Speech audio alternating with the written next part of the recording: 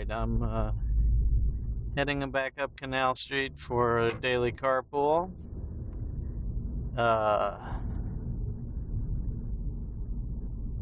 Let's see, we're gonna take a right into the French Quarter because that turns out to usually be the quickest way to avoid all the construction and detours. There's been some detours up on Rampart with the filming of the Planet of the Apes over to the uptown side to the left. You'll have it's kind of between Canal and Tulane, I guess. They had a huge movie set, and so they weren't allowing traffic to come across there, so it was kind of a few detours. And then you got a lot of stuff in the right-hand lane here with buses, tour buses at the hotels and things. They just sit in the right-hand lane, and apparently there's no law against that or whatever. They just use up the whole lane. So sometimes getting your way up Canal Street can be just a complete pain in the ass.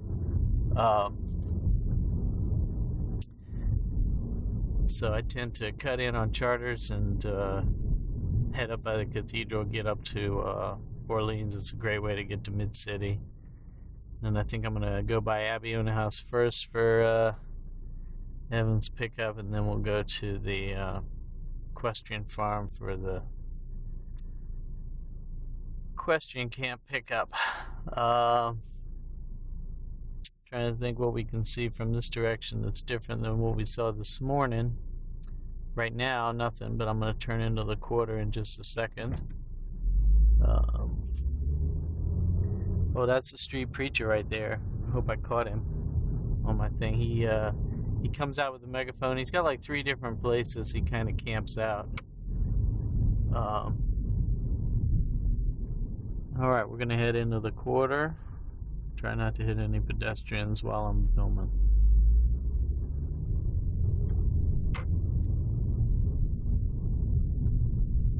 So, somebody asked whether filming on glass was distracting. It's not really any more distracting than trying to narrate while you're driving, because I'm not looking at the screen. It's just going to film wherever my head is pointed.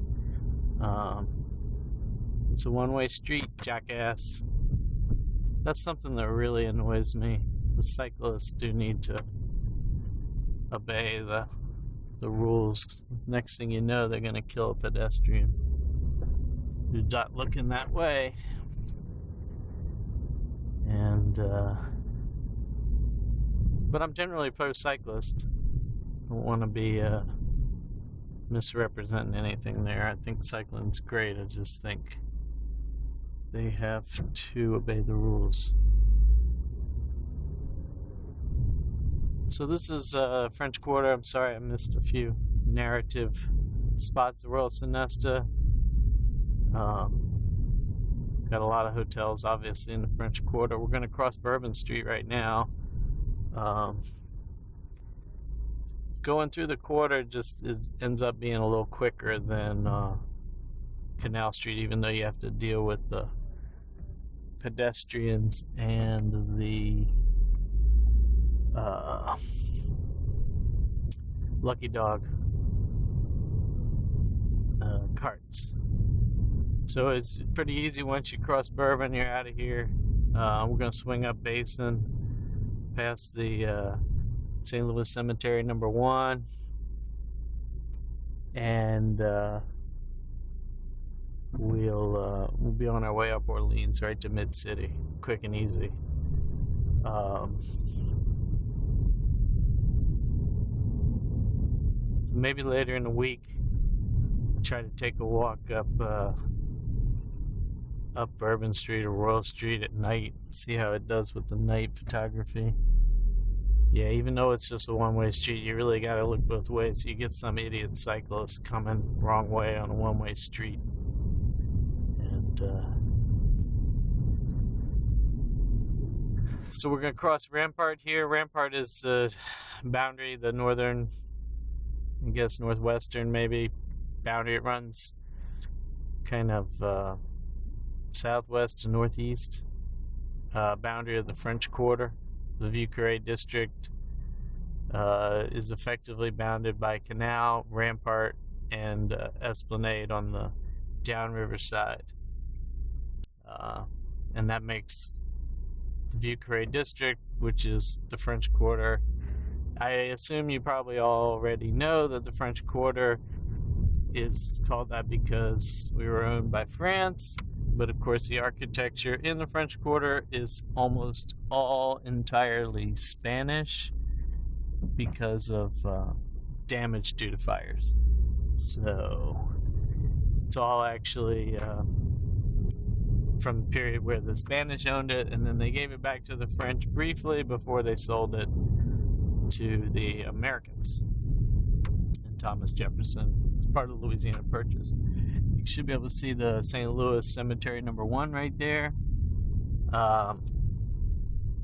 Marie Laveau is buried there, as well as any number of famous New Orleanians. Paul Morphy, the chess grandmaster.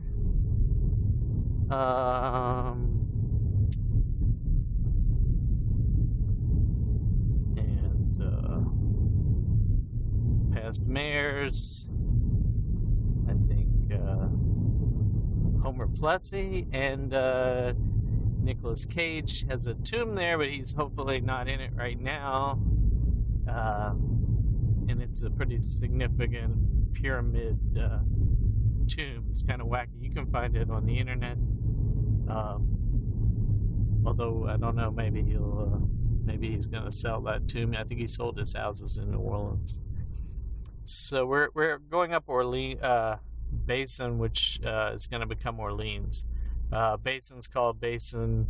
Basin Street is called Basin because there was a turning basin there for barges that came down the canal. There's no actual canal on Canal Street and never has been. There was a plan to put a canal down Canal Street, and somehow it got renamed even though the canal never showed up. But Basin did have a canal that came down to it, and there was a turning basin there for the barges to be turned and maneuvered. I assume they used mules to tow the barges,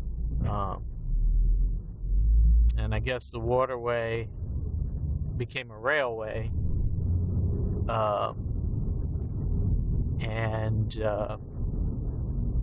I guess there's remnants still of the canal there as drainage, or maybe the drainage is along the route of the canal, and then there's also remnants of the railway, which are becoming the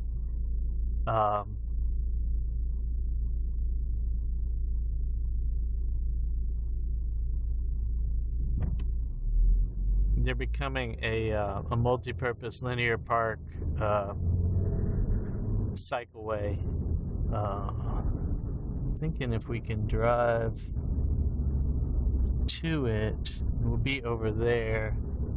Maybe I'll do that later in the week. So I should be able to get to that. Might not be able to get to it in the car. Maybe I'll have to take a bike trip.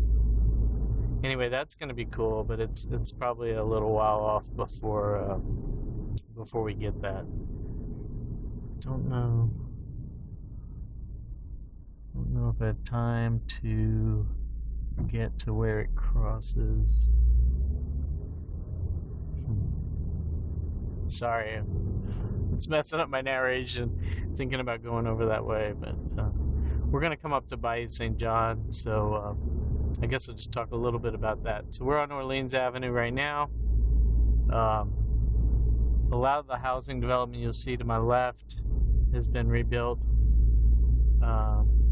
since the flood.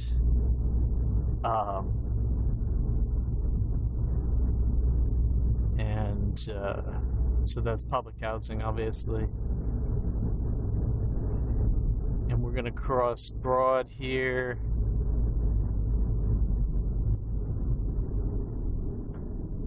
And head up to Bayou St. John. To the left there, you see the Ruth Fertel Health Center. That is named after Ruth Fertel. And Ruth is the Ruth from Ruth's Chris Steakhouse. she was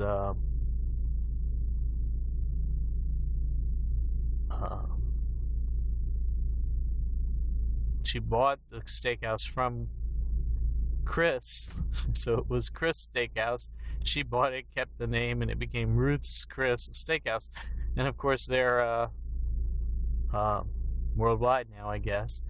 But that actually was the first Ruth's Chris Steakhouse. Wasn't rebuilt. Ruth's Chris moved to Florida after Katrina and the flood. They moved their corporate headquarters there, and the building was abandoned and then donated. And now there's a community health center there. So if you enjoy your Ruth's Chris steak, that's where it came from, the original. So Bayou St. John was originally an Indian portage that was taken advantage of by the Spanish and French to bring goods into New Orleans. In the for navigable waterways, the lake was much easier for boats and ships to deal with than the river, and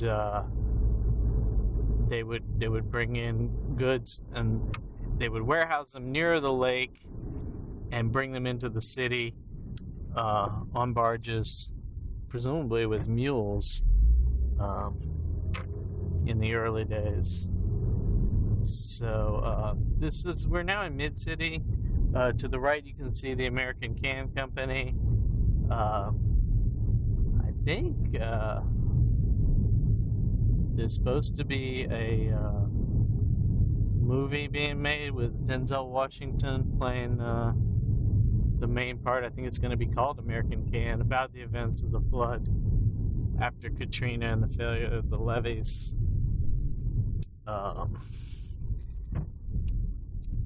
So you can see where the Lafitte Corridor Greenway is going to be right here. We're crossing it. So you can see it's kind of not ready yet, but they're working on it. So I'm going to have to figure out, and that's going to go all the way from the Basin turn all the way up to Canal. So it'll be a nice cycle path with linear park and whatever other amenities that have come out of the plans, and you really don't have to cross very many major streets, and when you do, they're all boulevards, so you only have to cross one lane or two lanes of traffic, but going in one direction. So it should be really convenient for runners, cyclists, and just about anyone.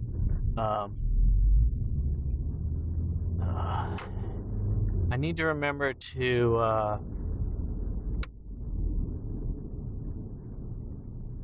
highlight Bart Everson on my my Twitter feed. When we're at Abiona, so I'm going to pick up the first carpool passenger and then I'll make another video.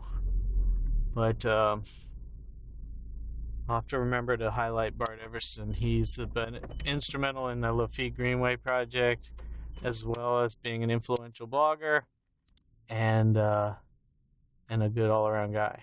All right, I'm going to stop the video now.